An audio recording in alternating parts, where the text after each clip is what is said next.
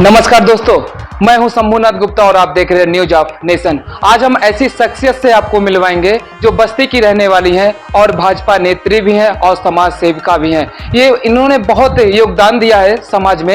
Ma'am, हमारे news channel में आपका स्वागत है। सबसे पहले आप अपना नाम बताइए और परिचय दीजिए हमारे दर्शकों को।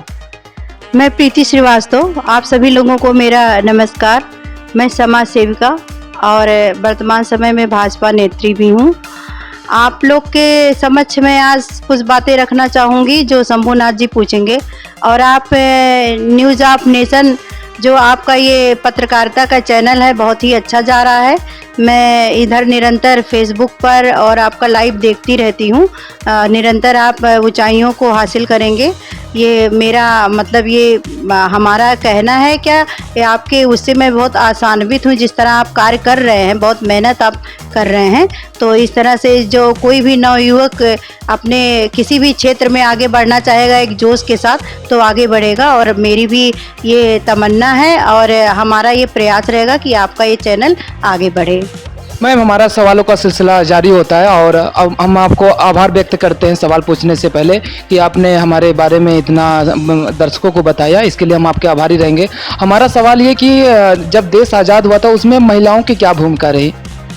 देश की आज़ादी में तो महिलाओं की अहम भूमिका रही है।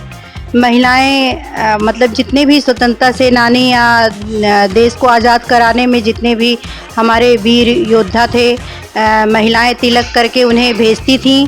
पहले भी रणभूमि की युद्ध क्षेत्र में सब लोग जाते थे और एक तैयारी के साथ जाते थे, एक हौसला लेकर जाते थे कि उनकी महिलाओं का भी योगदान उसमें रहता था।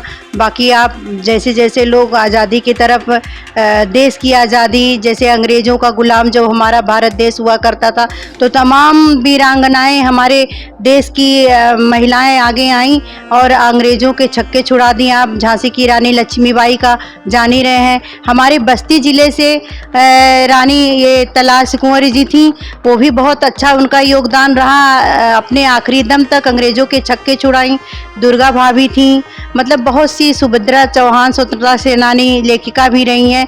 तो हमारे समझिए कि सामने बहुत सी ऐसी महिलाओं हैं, कितना हम नाम गिनाएं कि आज़ादी के में अग्रिम भूमिका वो निभाई हैं और सबका हौसला अफजाई की हैं। आज उन्हीं लोग के हौसले के दम पर हम लोग समाज में बाहर निकल रहे हैं और अपनी बातों को सबके समक्ष रख रहे हैं और सहायता कर रहे हैं। पिछड़े हुए लोगों का, गरीब आबादी मलिन बस्ती में जाते हैं, हम लोग देखते हैं कि कौन सा अभी भी क्षेत्र बाकी रह गया जो महिलाएं जहां जूझ रही हैं, कुछ कर नहीं पा रही हैं। तो हम लोग पूरा अथक प्रयास करते हैं कि महिलाओं को बाहर लाएं और कुछ महिलाओं को समाज सेविका के रूप में आगे बढ़ाएं कि अपनी, अब तो आज़ादी का हम लोग के समझ ऐसा कोई भी सामना संकट का घड़ी नहीं है। हम लोग को केवल अपनी स्वेच्छा से काम करना है, समाज में एक सजीवता समरसता का भाव पैदा करना है।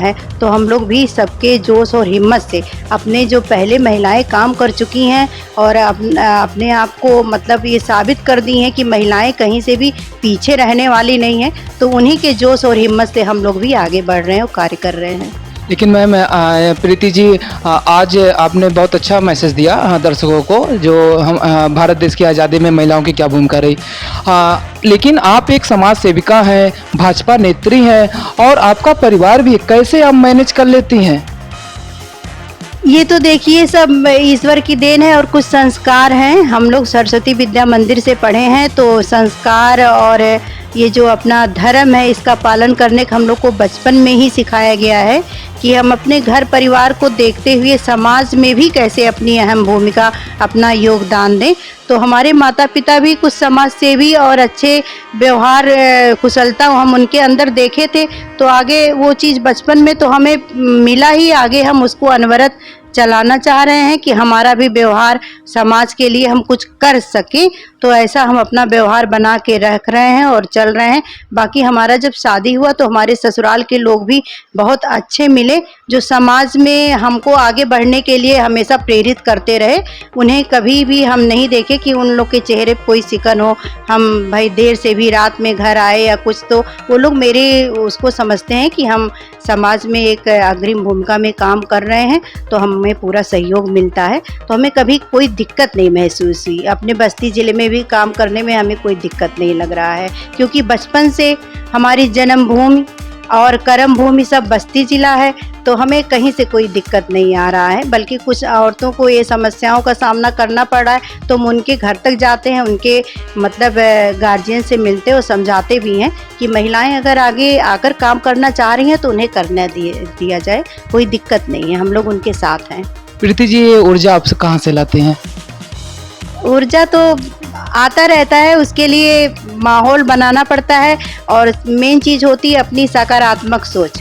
जब हम अपनी सोच को सकारात्मक रखेंगे तो निश्चित ऊर्जा अंदर से उत्पन्न होगी। उसके लिए कहीं से ऊर्जा लाने की ज़रूरत नहीं है।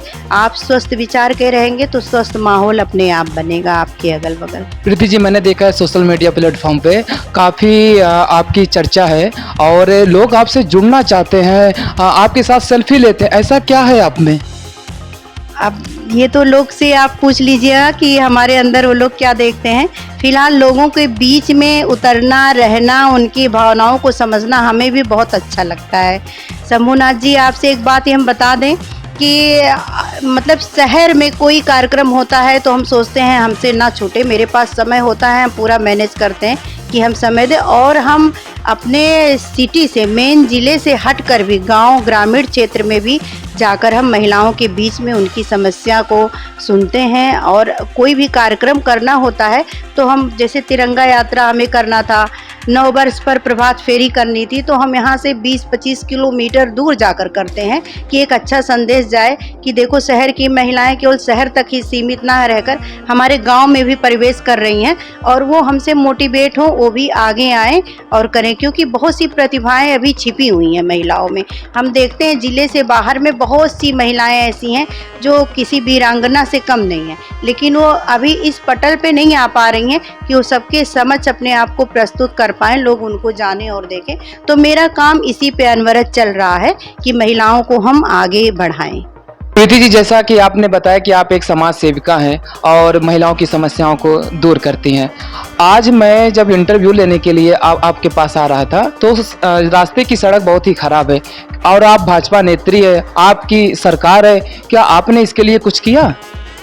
नहीं, ऐसी बात नहीं है कि इसका जिक्र हो चुका है, और ये मड़वा नगर सदर ब्लॉक से भी आधा किलोमीटर की दूरी पे है, तो कहीं ना कहीं जिक्र और हुआ है, एप्लीकेशन भी पड़ा हुआ है, लोग बताते हैं। इसके पहले मैं अपने पैतृक निवास में रहा करती थी, मैं वर्तमान में यहाँ हूँ और करीब 4 साल से यहीं पर रह रही हूँ। तो उसके पहले भी एप्लीकेशन पड़ा था और बाद में भी लोग बताते हैं, हम भी जिक्र किए हैं, सबसे आश्वासन मिला है कि यहाँ का रोड बन जाएगा, क्योंकि ये सदर ब्लॉक और बड़े बन चौराहे से 1 किलोमीटर भी नहीं है, आधे किलोमीटर पे है, तो बनेगा ज़रूर ये रोड। लेकिन हाँ, प्रेजेंट टाइम में तो ये रोड समझिए कच्ची है, ना यहाँ नाली है ना सड़क है। इसके लिए मैं क्षमा चाहती हूँ कि आपको भी दिक्कतों का सामना करना पड़ा। मेरे घर के सामने गड्ढा है, बरसात हुआ तो पानी भर जाता है यहाँ। प्रीति जी, बस्ती का नाम वशिष्ठ नगर पड़ने वाला है, बहुत ही गौरव की बात है। आपको कैसा लग रहा है और बस्ती जनपद वासियों को, देशवासियों को और हमारे दर्शकों को क्या मैसेज देंगी? बस्ती ज़िले का नाम वशिष्ठ नगर तो बहुत पहले पड़ना चाहिए था। पूरे बस्ती वासियों को, देशवासियों को ये बहुत अच्छा लगेगा जब वशिष्ठ नगर ये बन जाएगा। अभी तो बना नहीं है, लेकिन हाँ, इसके लिए प्रतिक्रिया हो रही है, बहुत जल्दी बन जाएगा और होना भी चाहिए, क्योंकि भगवान राम के गुरु वशिष्ठ की धरती है ये। तो हमको भी गर्व महसूस हो रहा है, कहीं ना कहीं अपने धर्म और संस्कृति से हम अब तक विरक्त हैं, और हम जुड़ जाएंगे पूर्णतया जब ये वशिष्ठ नगर बन जाएगा हमारा बस्ती जिला। हमें भी गर्व की अनुभूति होगी। जो सरकार इसमें काम कर रही है, सरकार को क्या मैसेज देंगे? सरकार को तो कोई मैसेज देना ही नहीं है, सरकार बहुत अच्छा काम कर रही है। अयोध्या धाम देखिए, हमसे एकदम हमारी धरती से स्पर्श करता हुआ, बल्कि अयोध्या की धरती को स्पर्श करता हुआ हमारा बस्ती जिला है। जो बस्ती जिले में रहने का हमें एक अलग सा गर्व महसूस होता है कि हम भगवान राम की धरती पे ही पले बढ़े और रह रहे हैं। मतलब आप इच्छा करिए, चले जाइए और वहाँ से अपना भगवान का दर्शन कर कर चले आइए। ये हमारे लिए बहुत परम सौभाग्य की बात है कि अब अंतर्राष्ट्रीय समझिए वो स्थल बन गया है पौराणिक स्थल। वो तो मतलब खैर भगवान रामचंद्र जी का धरती था ही, लोग दूर दूर से देश विदेश से लोग वहाँ आ रहे थे भगवान रामचंद्र जी का दर्शन करने, और हम लोग तो इतने करीब हैं तो हमारे लिए तो गर्व की बात है ही है। अयोध्या में राम मंदिर बन रहा है और इसका काम जारी है, क्या कहना चाहेंगे? बहुत जल्दी बन जाएगा, समझिए खिचड़ी तक हो सकता है, मतलब भगवान रामचंद्र जी के मंदिर का भव्य जो है कि पूजा समारोह भी हो। और हम लोग समझिए हम लोग के बचपन में जो देखे थे अयोध्या मंदिर को लेकर, समझिए कि कितने मतलब कार सेवक कितने लोग अपने जान की मतलब बाजी लगा दिए थे, बहुत लोग अपना जान गंवाए भी, बहुत लोग वीरगति को प्राप्त हुए। लेकिन अब वो चीज़ एक अच्छे उसमें उभर कर सामने आ रहा है कि हमें वो रिजल्ट मिला कि मंदिर बनकर हमारे सामने खड़ा हो रहा है। तो हमारे लिए, हमारे निसंदेह हमारे बच्चों को भी एक अच्छा संदेश मिलेगा। जो हम लोग बताते थे कि मंदिर बनने के लिए कितनी समस्याओं का सामना सबको करना पड़ा, और आज हम लोग के सामने वो मंदिर बनकर खड़ा हो रहा है, तो बहुत ही खुशी की बात है। बहुत ही समझिए लोगों ने साहस और हिम्मत किया था। एक समय वो भी था कि जब पूरी सड़कें वहाँ की लाल हो गई थी अयोध्या की, मतलब इतना खून खराबा, इतना सब कुछ हुआ मंदिर बनने के लिए, लेकिन हमारे माननीय प्रधानमंत्री नरेंद्र मोदी जी, हमारे यशस्वी समझिए मुख्यमंत्री योगी आदित्यनाथ जी के कर कमलों से उसका उद्घाटन होना लिखा था, और उनके कार्यकाल में ये मंदिर बनकर खड़ा हुआ। तो निसंदेह कि हम सब के लिए गर्व की बात है, पूरी देश के लिए ये एक समझिए बहुत ही बड़ा संदेश है, और बहुत ही अच्छा परिणाम घोषित हो रहा है कि हम लोग भगवान राम के छत्र छाया में हमेशा हैं और रहेंगे। तो दर्शकों, आपने सुना समाज सेविका प्रीति श्रीवास्तव जी को। इन्होंने बहुत अच्छी बातें बताई, हमारे सवालों का इन्होंने आज सामना किया। तो दर्शकों, हम आपसे अब इसी पर हम अगली कड़ी में आपसे मिलेंगे और एक नए अपडेट के साथ और नए अंदाज के साथ। तब तक के लिए नमस्कार। और प्रीति जी, आपने हमारे चैनल को टाइम दिया और आपने हमारे सवालों का सामना किया, इसके लिए बहुत बहुत शुक्रिया आपको।